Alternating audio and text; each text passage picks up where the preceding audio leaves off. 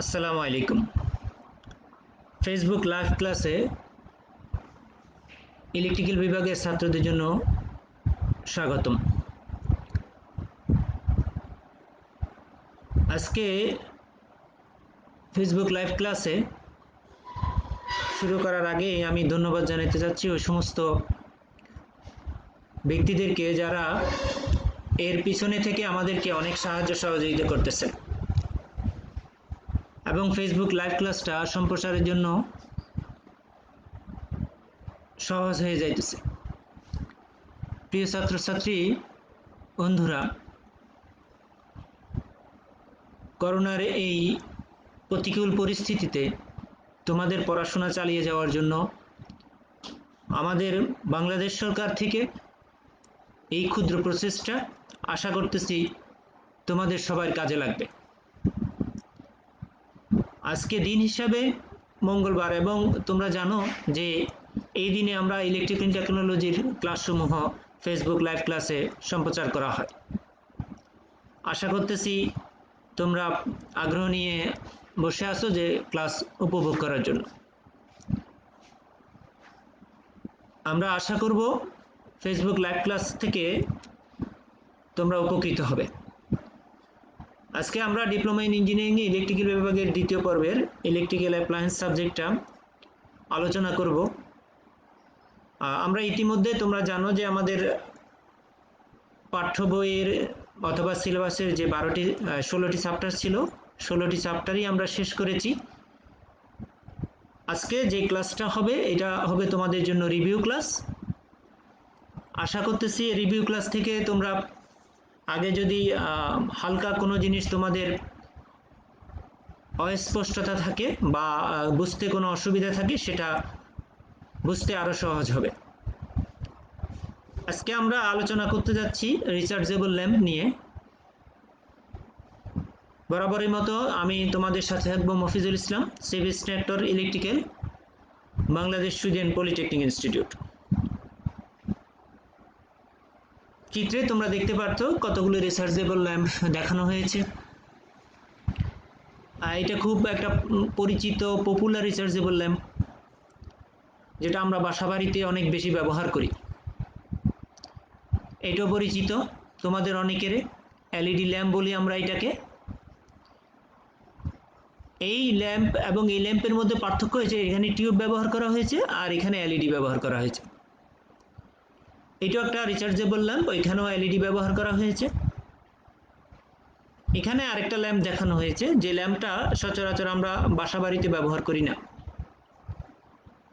এটা সাধারণত স্পেসে যে সমস্ত যান যায় সেগুলোতে ব্যবহার করা হয়, অথবা স্পেসে যদি আমি স্যাটেলাইট বা আদার্স অন্য কোনো জিনিস যে আমার লাইটের প্রয়োজন হয় তো সেখানে এই ধরনের রিচার্জেবল ল্যাম্প ব্যবহার করা হয়ে থাকে। এটা পরিপূর্ণ সোলারের সাহায্যে চলে, যেটাকে আমরা রিনিউয়েবল ল্যাম্পও বলতে পারি। তার সাথে সাথে আরেকটা বাতি দেখানো হচ্ছে যেটা আমরা এখন বাজারে অনেক বেশি প্রচলিত হয়েছে, আমরা ব্যাকআপ লাইট বলি, যেটা আমাদের বিদ্যুৎ যখন অন থাকে অথবা পাওয়ার যখন অন থাকে তখন সেখান থেকে সে চার্জিত হয়। একটা চার্জার সার্কিট থাকে, ছোট ব্যাটারি থাকে, চার্জিত হয়ে চার্জ লাভ ধারণ করে এবং পরবর্তী সময়ে যখন পাওয়ার ফেল করে অর্থাৎ বিদ্যুৎ চলে যায় তখন এটি জ্বলে ওঠে। এটাকে আমরা ব্যাকআপ লাইট হিসেবে দেখি। তাহলে বাজারে এই কয়েক ধরনের রিচার্জেবল ল্যাম্প মোটামুটি প্রচলিত আছে এবং আমরা এগুলোর সাথে পরিচিত হলাম। এবার আমরা দেখি আজকে আমরা কি কি আলোচনা করতে যাচ্ছি। আজকে আমরা আলোচনা করতে যাচ্ছি একটা রিচার্জেবল ল্যাম্প কাকে বলে, রিচার্জেবল ল্যাম্পের ওয়ার্কিং প্রিন্সিপাল এবং রিচার্জেবল ল্যাম্পের বিভিন্ন অংশের বর্ণনা। তার সাথে সাথে একটা রিচার্জেবল ল্যাম্প ব্যবহার করলে কি কি ধরনের ত্রুটি হতে পারে। তোমরা জানো যে আমরা অ্যাজ এ ইলেকট্রিক্যাল ইঞ্জিনিয়ার হিসাবে আমাদের যে কোনো জায়গায় প্রধান এবং প্রথম দায়িত্ব পড়ে মেইনটেনেন্সের, অর্থাৎ আমাদেরকে প্রত্যেকটা জায়গা থেকে ফল্ট খুঁজে বের করা লাগে এবং এই ফল্টের থেকে সমাধানে আসা লাগে, অর্থাৎ যে ফল্ট হয় ফল্টকে রিমেডি অর্থাৎ দূর করা লাগে। তো সে সম্পর্কে আমরা কিছু আলোচনা করব আশা করতেছি ইনশাআল্লাহ। তাহলে আজকে আমরা যেটা বলতে পারতেছি তোমাদেরকে, আলোচনা শেষে তোমরা যারা ফেসবুক লাইভ ক্লাসকে অংশগ্রহণ করেছ বা এর সাথে আছো, আমরা অল্প কয়েকটা জিনিস শেখার চেষ্টা করব। একটা রিসার্চেবল ল্যাম্প বলতে কি বোঝায় এটা আমরা বুঝতে পারবো এখান থেকে। রিসার্চেবল ল্যাম্পের কার্যপ্রণালী এটা আমরা বলতে পারবো, একটা রিচার্জেবল ল্যাম্প কিভাবে কাজ করে, তার সাথে একটা রিচার্জেবল ল্যাম্পের বিভিন্ন অংশ, অর্থাৎ একটা রিচার্জেবল ল্যাম্পে অংশগুলো আমরা খুব ছোট ছোট অংশে বিভক্ত করে দেখব ইনশাআল্লাহ। রিচার্জেবল ল্যাম্পের সম্ভাব্য ফল্টসমূহ, তাদের কারণ এবং প্রতিকার, এই চারটা বিষয়ে আমরা আজকের আলোচনা থেকে বুঝতে পারবো। প্রথমেই আমরা আসি রিচার্জেবল বা এনার্জি ল্যাম্প কাকে বলে, ইমার্জেন্সি ল্যাম্প কাকে বলে। আমরা যদি একটু ইংরেজিতে যাই, তোমরা জানো যে আমি প্রথমে কিছু পয়েন্ট ইংরেজিতে কোটেশন করার চেষ্টা করি, যাতে করে তোমরা যারা অ্যাডভান্স লার্নার আছো তাদের জন্য কিছুটা সুবিধা হয়। আর যারা তোমরা মনে করো যে আমরা ইংরেজিতে দুর্বল, ইংরেজি শিখতে পারবো না, তো তাদের জন্য ইংরেজিটা দরকার নাই, তার সাথে সাথে আমি বাংলাতেও সেটাকে বর্ণনা করার চেষ্টা করব। Emergency light is an integral part of household electronics nowadays. আমরা যেটা বলতেছি যে ইমার্জেন্সি লাইটটা আমাদের বাসাবাড়িতে খুব একটি অবিচ্ছেদ্য অংশ হয়ে দাঁড়িয়েছে এখনকার সময়ে। কারণ যে কোনো মুহূর্তে বাসাবাড়িতে পাওয়ার ফেল করতে পারে, আর পাওয়ার ফেল করলেই আমাদের ইমার্জেন্সি লাইটটি প্রয়োজন হয়ে পড়ে। আমরা জানি যে ইমার্জেন্সি লাইটটা সাধারণত পাওয়ার ফেল হইলেই ব্যবহৃত হয়, অর্থাৎ যখন পাওয়ার থাকে তখন এই ইমার্জেন্সি লাইট বা রিচার্জেবল ল্যাম্প আমরা ব্যবহার করি না। যখনই পাওয়ার ফেল করে অথবা অন্য কোনো দুর্ঘটনার কারণে আমরা নিজেরাই পাওয়ারকে অফ করে দিতে হয়, তখনই আমরা ইমার্জেন্সি লাইট বা রিচার্জেবল ল্যাম্প ব্যবহার করে থাকি। আমরা এখানে একটা জিনিস বলতে চাচ্ছি যে পাওয়ার ফেলের সময় অনেক সময় সময়টা দীর্ঘ হয়, তাহলে আমাদেরকে ইমার্জেন্সি লাইট ব্যবহার করার ক্ষেত্রে বা চয়েস করার ক্ষেত্রে যদি আমরা সাদা রঙের এলইডি কিনি, তাহলে দেখা যাবে এটা অনেকটা দীর্ঘ সময় পর্যন্ত আলো দিবে, এবং তার সাথে সাথে আমরা অ্যাজ এ ইলেকট্রিক্যাল ইঞ্জিনিয়ার হিসাবে যেটা চিন্তা করি যে আমাদের বিদ্যুৎ খরচ কম হোক, অর্থাৎ বিদ্যুৎ বিল কম আসবে।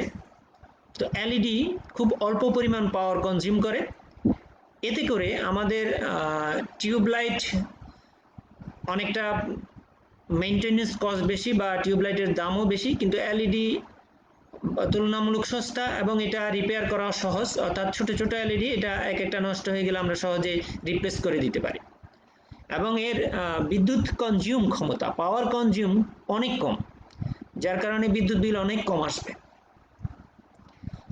আরেকটা জিনিস যেটা না বললেই নয়, ইদানিংকালে ইলেকট্রিক্যালে যে সমস্ত প্রজেক্ট তৈরি হইতেছে বা ইলেকট্রনিক্সে যে সমস্ত প্রজেক্ট তৈরি হইতেছে, তার মধ্যে ইমার্জেন্সি লাইট যেটা বা রিচার্জেবল ল্যাম্প যেটা, এটা একটা মোস্ট পপুলার এবং খুব দরকারি প্রজেক্ট, এবং খুব সহজে এটা ছাত্ররা যদি ইচ্ছা করে তৈরি করতে পারে। আজকে আমার ক্লাসটা থেকে আমি আশা করব যদি তোমরা খুব মনোযোগ সহকারে ক্লাসটা শ্রবণ করো বা ক্লাসটার প্রতি মনোযোগী হও, তাহলে এখান থেকেই তোমরা একটা ছোট্ট প্রজেক্ট তৈরি করতে পারবে। So today we are going to build a simple and cost effective emergency light. এটা আমরা খুব সহজে আজকে তৈরি করার জন্য কি কি ব্যবস্থাপনা অর্থাৎ কি কি জিনিস লাগবে সেটা সম্পর্কে আমরা খুব সহজে আজকে আলোচনা করব। এখন আমরা দেখি, প্রথমে আমি আগেই বলেছি যে ইংরেজি কোটেশনের সাথে সাথে আমি তোমাদেরকে বাংলাতে দেওয়ার চেষ্টা করব। যারা মনে করে যে ইংরেজিতে আমি পারবো না, তো তারা বাংলাটা করে নিবে ইনশাআল্লাহ। যে অ্যাপ্লায়েন্সের মাধ্যমে পাওয়ার ফেলিওরের ক্ষেত্রে তাৎক্ষণিকভাবে আলো পাওয়া যায় তাকে আমরা ইমার্জেন্সি ল্যাম্প বলি। এখানে একটা ইমার্জেন্সি বাতির হাতে তৈরি করা প্রজেক্টের অবস্থা দেখানো হয়েছে। উপরে কিছু এলইডি বাতি লাগানো আছে, নিচে কিছু সুইচ আছে। তাহলে ইমার্জেন্সি বা রিচার্জেবল ল্যাম্প আমরা যেটা বুঝি যে সেটা হচ্ছে যে যদি আমাদের পাওয়ার ফেল করে, সেই পাওয়ার ফেলের সময় আমরা যেখান থেকে আলো পাই, যে অ্যাপ্লায়েন্সটা আমাদের খুব বেশি কাজে লাগে, সেটাই মূলত রিচার্জেবল ল্যাম্প বা ইমার্জেন্সি ল্যাম্প। এখানে আমরা দেখতে পাচ্ছি একটা রিচার্জেবল বা ইমার্জেন্সি ল্যাম্পের ব্লক চিত্র। তোমরা যদি খেয়াল করো তাহলে দেখতে পাবা আমাদের যে সাপ্লাই ভোল্টেজ, এটা হচ্ছে 220 ভোল্ট এসি পাওয়ার সাপ্লাই। এটা আমাদের জন্য যদিও আমরা এটা 220 ভোল্ট বলি, কিন্তু এটা যদি আমরা থিওরিগত বলি তাহলে 230 ভোল্ট বলতে হয়। কারণ আমাদের 3 ফেজে 400 ভোল্ট অর্থাৎ 400 ভোল্ট 3 পেজে, আর এটা যখন আমরা সিঙ্গেল পেজে নিয়ে আসি তখন এটা 230 ভোল্টের কাছাকাছি আসে। আমরা সচরাচর সবাই 220 ভোল্ট বলে, এখানে এই জন্য 220 ভোল্ট দেখানো হয়েছে। এরপরে দেখানো হয়েছে একটা রেকটিফায়ার সার্কিট। তোমরা যারা বেসিক ইলেকট্রনিক সাবজেক্টে পড়েছ তোমাদের মনে হবে যে রেকটিফায়ার কি জিনিস।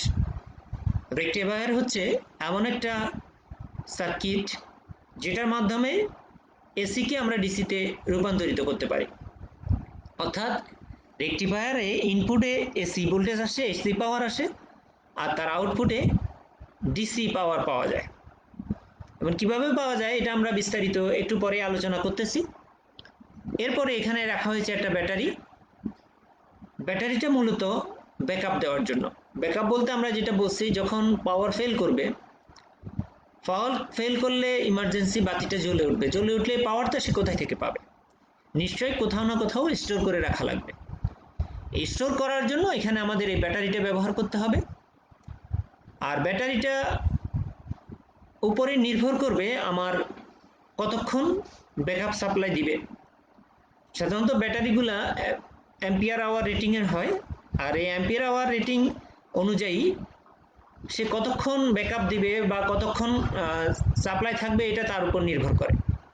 যদি আমরা বেশিক্ষণ ব্যাকআপের প্রয়োজন হয়, মনে করি যে আমরা অনেকক্ষণ চালিয়ে রাখবো, তাহলে আমাদের ব্যাটারিটাকে বেশি অ্যাম্পিয়ার আওয়ারের রেটিংয়ের কিনতে হবে, তাহলে অনেকক্ষণ পর্যন্ত ব্যাটারি ব্যাকআপ দিতে পারবে। তার সাথে সাথে একটা সুইচিং ডিভাইস আছে যে আমরা এটা অন অফ করে রাখবো কিনা।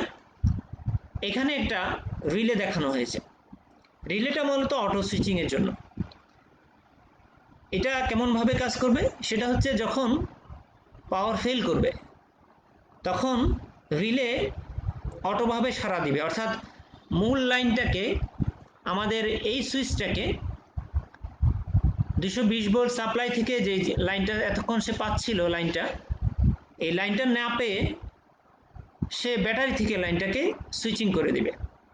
তাহলে হবে কি, সাথে সাথে বিদ্যুৎ ফেল অর্থাৎ পাওয়ার ফেল করার সাথে সাথে আমার লাইটটা জ্বলে উঠবে। এতে করে আমার পাওয়ারের কোনো সমস্যা হবে না। তার সাথে সাথে আমরা অনেক সময় এলডিআর ব্যবহার করতে পারি। যদি এলডিআরটা সাধারণত লাইট ডিপেন্ডিং রেজিস্টার, এটা ব্যবহার করা হয় অন্ধকার হইলে লাইটটা জ্বলে ওঠার জন্য। এইটাও আরেকটা অটো সুইচিংয়ের মধ্যে পড়ে। এটা একটা এমন ধরনের রেজিস্টার যেটার কারণে যদি লাইট পতিত হয় তার এটা রেজিস্ট্যান্স কমে যায়, এবং লাইট যদি অফ হয়ে যায়, অন্ধকার হয়ে যায়, তাহলে রেজিস্ট্যান্স বেড়ে যায়। এতে করে সে ইলেকট্রনিকভাবে সুইচিং প্রক্রিয়া সম্পন্ন করতে পারে। এই হলো আমাদের রিচার্জেবল ল্যাম্পের একটা ব্লক চিত্র। এখন আমরা আস্তে আস্তে বিস্তারিত আলোচনা দেখব। তার আগে আমি এতক্ষণ যে কথাগুলো বললাম সেই কথাগুলোর মধ্যে এখানে তাহলে আমরা এলইডি ইমার্জেন্সি লাইট বা রিচার্জেবল ল্যাম্পকে আমরা দুইটা ভাগে ভাগ করেছি। একটা ভাগ হচ্ছে আমাদের রেকটিফায়ার সার্কিট। তাহলে রেকটিফায়ার আমরা বলেছি সেটা হচ্ছে 220 ভোল্ট এসি পাওয়ারকে ডিসি পাওয়ারে পরিণত করে। আমরা এখানে যে রেকটিফায়ার সার্কিটটি ব্যবহার করেছি সেটা হচ্ছে 220 ভোল্ট এসি থেকে 8 ভোল্ট রেগুলেটেড ডিসিতে পরিণত করবে। এটার জন্য আমাদের একটা ট্রান্সফরমার এবং একটা ব্রিজ রেকটিফায়ারের সাহায্য নিতে হবে। সাথে সাথে আমাদের দ্বিতীয় আরেকটা পার্ট আছে, যে পার্টে আমাদের একটা রিলে থাকবে এবং রিচার্জেবল ব্যাটারি থাকবে, আর তার সাথে সাথে আমাদের এলইডি থাকবে, যেটা আমার পাওয়ার ফেল হওয়ার সাথে সাথে এলইডিটা জ্বলে উঠবে। তাহলে আমরা প্রথম ভাগে আমাদের একটা রেকটিফায়ার সার্কিটকে নিয়ে এসেছি। রেকটিফায়ার সার্কিটের মধ্যে আমাদের ট্রান্সফরমার থাকবে এবং ব্রিজ রেকটিফায়ার থাকবে। আর দ্বিতীয় অংশে আমরা রিলে এবং ব্যাটারিকে নিয়ে এসেছি। রিলে দ্বারা অটো সুইচিং হবে, রিচার্জেবল ব্যাটারি দ্বারা সেটা ব্যাকআপের সময়কে সে নির্ধারণ করে দিবে। তাহলে আমরা আরেকটু এগিয়ে যাই, দেখি আমাদের এগুলা বিস্তারিত কিছু বর্ণনা করতে পারি কিনা। আমাদের রিচার্জেবল সার্কিটের যদি আমরা কম্পোনেন্টগুলো হিসাব করতে চাই, আমাদের এখানে একটা ট্রান্সফরমার লাগবে। আমার ট্রান্সফরমারটা 909 মিলি অ্যাম্পিয়ারের ট্রান্সফরমার হয়ে চলবে। তাহলে আমি ট্রান্সফরমারটা নিব 9 ভোল্ট আউটপুটের এবং 500 মিলি অ্যাম্পিয়ারের। তাহলে বাজারে অনেক ধরনের ট্রান্সফরমার পাওয়া যাবে, আমরা সেই অনেক ধরনের ট্রান্সফরমার থেকে আমাদের 909 ভোল্ট এবং 500 মিলি অ্যাম্পিয়ারের ওই ধরনের ট্রান্সফরমারটা বেছে নিয়ে আসবো। কারণ আমার এখানে যে সার্কিট ডায়াগ্রামটা দেখানো হয়েছে সেটা 9 ভোল্টের একটা ট্রান্সফরমার লাগবে, আর তার সাথে সাথে আমার ব্রিজ রেকটিফায়ার লাগবে। আমরা জানি যে ব্রিজ রেকটিফায়ার কিছুই না, মূলত আমাদের 4টা ডায়োড লাগবে। তো আমরা ডায়োডের জন্য এখানে ডায়োড IN4007 এই সিরিজের 4টা ডায়োড কিনে নিব। তো সতর্কতার জন্য আমরা 1-2টা ডায়োড বেশি কিনে নিতে পারি। অনেক সময় দেখা যায় যে আমরা যখন সার্কিটটি অ্যাসেম্বল করব বা তৈরি করব, তখন অসাবধানতাবশত 1-2টা ডায়োড কেটেও যেতে পারে, অর্থাৎ নষ্ট হয়ে যেতে পারে। সেই ক্ষেত্রে আমাদের 1-2টা ডায়োড যদি আমরা বাজার থেকে কেনার সময় বেশি নিয়ে আসি, আমাদের কাজটা অনেকটা সহজ হবে করা। তার সাথে সাথে আমরা বলছি যে যখন ট্রান্সফরমার আমাকে 9 ভোল্ট সাপ্লাই দিচ্ছে, আমি এটা আউটপুটে 6 ভোল্ট একটা রেগুলেটেড অর্থাৎ নিয়ন্ত্রিত ডিসি ভোল্টেজ চাই। কারণ যদি আমার আউটপুটে ভোল্টেজটা নিয়ন্ত্রিত না হয়, তাহলে আমার যে আউটপুটের যে লো ভোল্টেজের যে কম্পোনেন্টগুলো আছে, এই লো ভোল্টেজের কম্পোনেন্টগুলো নষ্ট হয়ে যেতে পারে। এই জন্য আমাকে আইসি 7808 একটা ভোল্টেজ রেগুলেটর আইসি নেওয়া লাগবে। তার সাথে সাথে একটা ক্যাপাসিটর লাগবে। তোমরা জানো যে আমরা যখন রেকটিফায়ার সার্কিট বানাবো তখন ফিল্টার হিসেবে আমাকে ক্যাপাসিটর ব্যবহার করতে হবে। ফিল্টার কেন? কারণ আমাদের রেকটিফায়ারটা সাধারণত ফ্লাকচুয়েট ডিসি উৎপন্ন করে, অর্থাৎ like as DC but not DC. তো এটাকে আরো শার্প করার জন্য, আরো ডিসির আকৃতি একেবারে হুবহু ডিসি আকৃতিতে নিয়ে আসার জন্য আমাকে ফিল্টারিং সার্কিট ব্যবহার করতে হবে, এবং সেখানে মূলত ক্যাপাসিটরটাই আমার ফিল্টার হিসেবে কাজ করবে। তো এখানে আমরা 1000 মাইক্রোফ্যারাড এবং 0.01 মাইক্রোফ্যারাডের মানের ক্যাপাসিটর কিনে নিয়ে আসবো। সাথে একটা 6 ভোল্টের রিলে নিয়ে আসবো। তোমরা বাজার থেকে যখন রিলে কিনতে যাবা তখন অবশ্যই 6 ভোল্টের রিলে নিয়ে আসতে হবে। বাজারে আবার এটা ডিসি হইতে হবে। তুমি দেখবা বাজারে এসি রিলে পাওয়া যায়, ডিসি রিলে পাওয়া যায়, আবার 220 ভোল্ট 110 ভোল্ট এসি পাওয়া যায় রিলে। তার সাথে সাথে 12 volt DC, 24 volt DC, 6 volt DC relay পাওয়া যায়।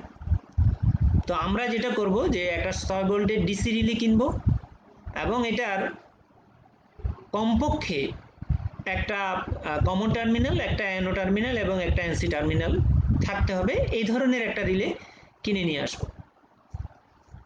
আচ্ছা, এরপরে আমাদের যেটা দরকার সেটা হচ্ছে যে একটা আমরা রেজিস্টর নিব কিছু 100 ওহমের।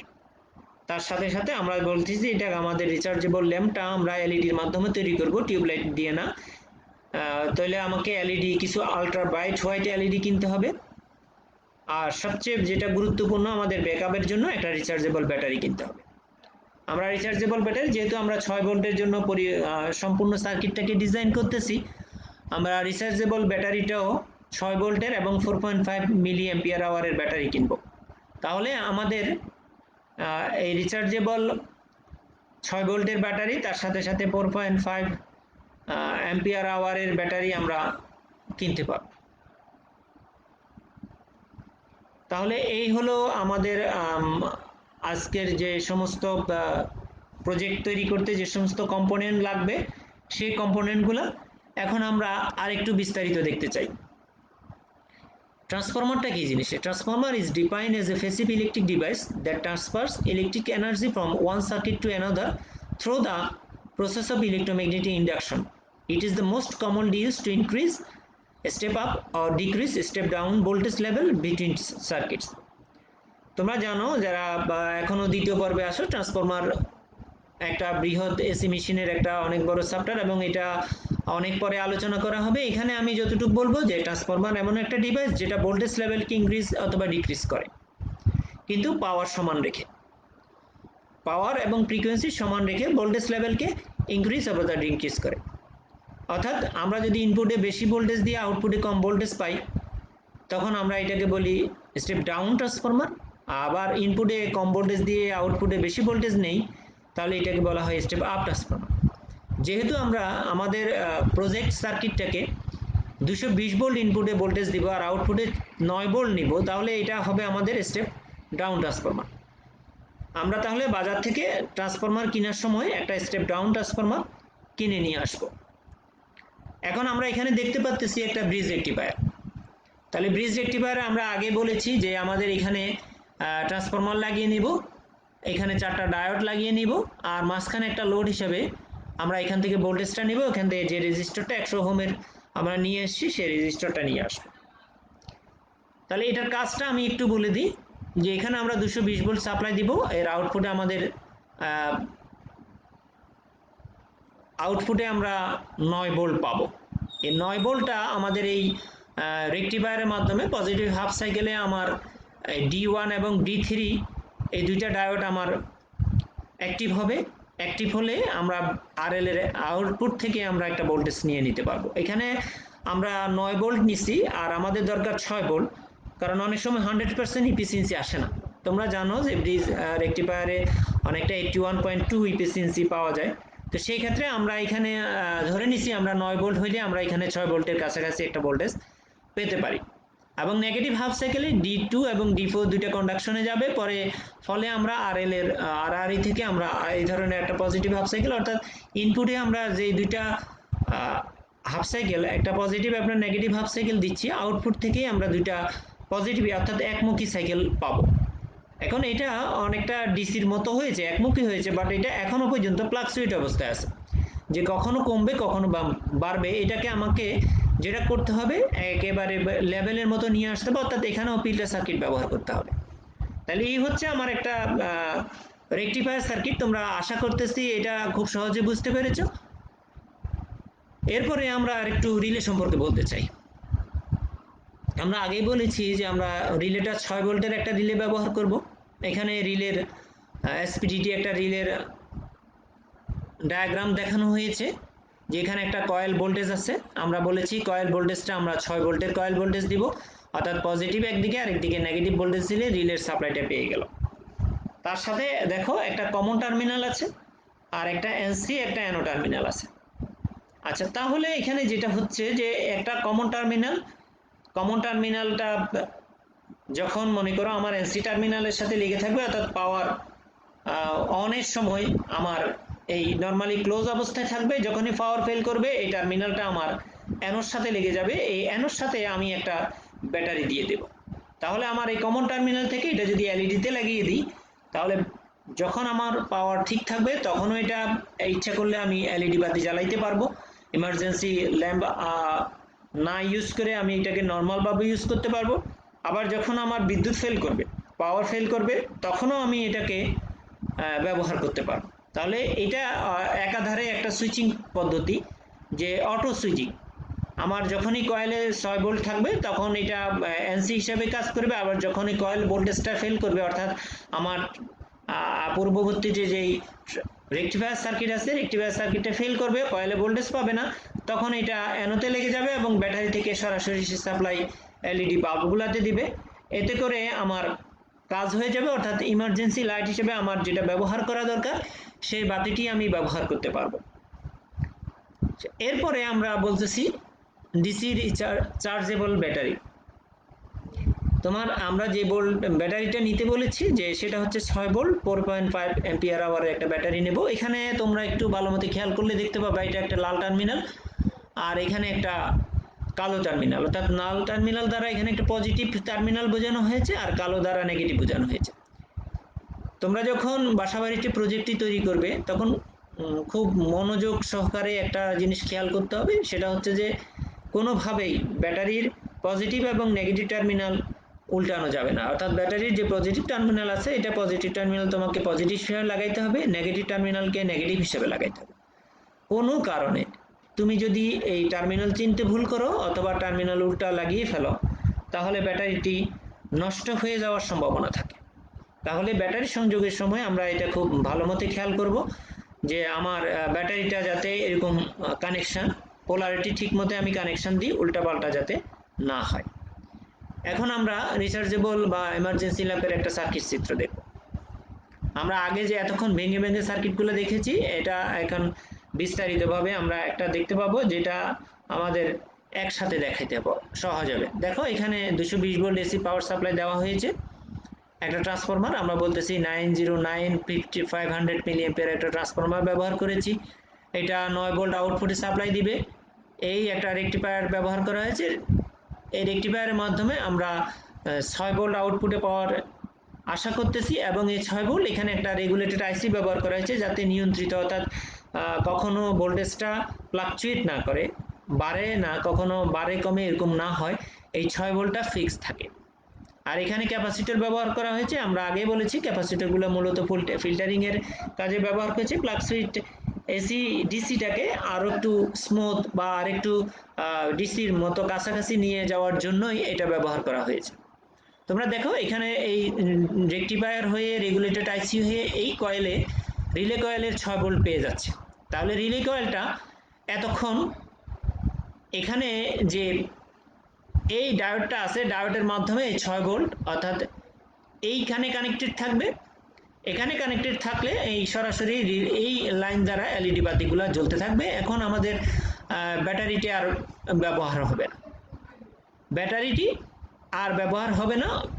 দ্যাট মিনস আমার এখানে যদি কানেক্টেড থাকে ব্যাটারিটা আমার এই সময় চার্জ হতে থাকবে।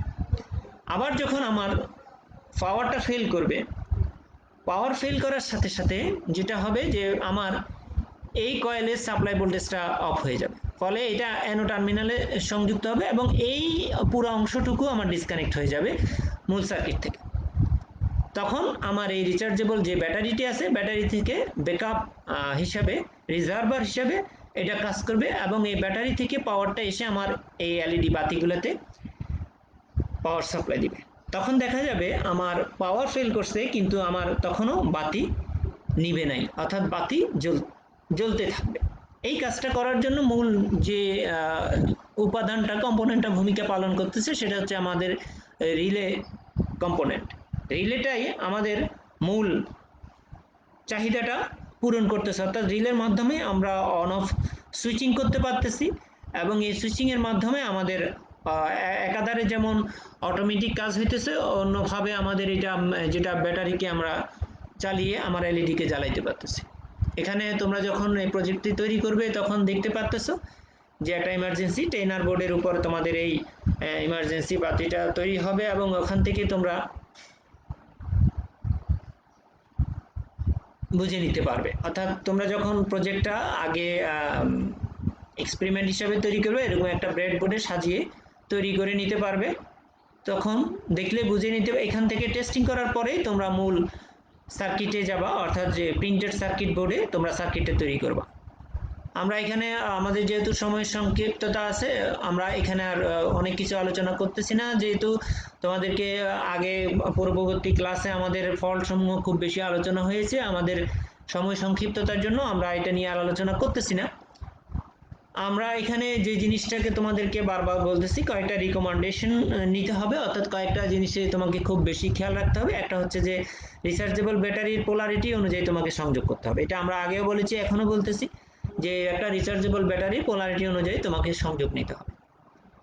আর এই সার্কিটটা তোমরা যেহেতু এসিতে কাজ করবে, অতএব এটাকে খুব একটা হাইলি এক্সট্রিম কেয়ার অর্থাৎ সাবধানতার সহিত হ্যান্ডলিং করতে হবে, যেহেতু এসি ভোল্টেজটা মানুষের জন্য বিপজ্জনক, সেটা সাবধানতা অবলম্বন করতে হবে। এবং এখানে যদি আমরা এলইডি ব্যবহার করি, তো এলইডি বাতিগুলো আমরা হোয়াইট এলইডি ব্যবহার করব যাতে করে আমাদের অনেক বেশি উজ্জ্বল আলো আমরা পেতে পারি। তাহলে আজকে আমাদের ক্লাস আমরা এ পর্যন্তই করতেছি। তবে তোমরা বাড়ি কাজ যথারীতি আগে যে সমস্ত বাড়ি কাজ ছিল, ইমার্জেন্সি লাইটে ব্যাটারি চার্জ না হওয়ার কারণ কার্যপ্রণালী এবং বিভিন্ন অংশের বর্ণনা তোমরা বাড়ির কাজগুলো রেডি করে রাখবা, ক্লাস শুরু হলে তোমরা এগুলা শ্রেণী শিক্ষকের কাছে সাবমিট করবা। তাহলে আজকে প্রিয় শিক্ষার্থী বন্ধুরা, ভিডিও সম্পর্কে তোমাদের মতামত অবশ্যই জানাবে, এবং তোমরা যারা এই ক্লাসটা মিস করতেছো বা এখন সময় মতো দেখতে পারো না, তোমরা পরবর্তী সময়ে www.skills.gov.bd ওয়েবসাইটে ভিজিট করে তোমরা তোমাদের ক্লাসকে দেখে নিতে পারো। তাহলে আজকে আমরা এই পর্যন্তই রাখতেছি। পরবর্তী ক্লাসে আবার দেখা হবে সে প্রত্যাশায়। আল্লাহ তাআলা সবাইকে সুস্থ ভালো রাখুক। আজকের জন্য আল্লাহ হাফেজ।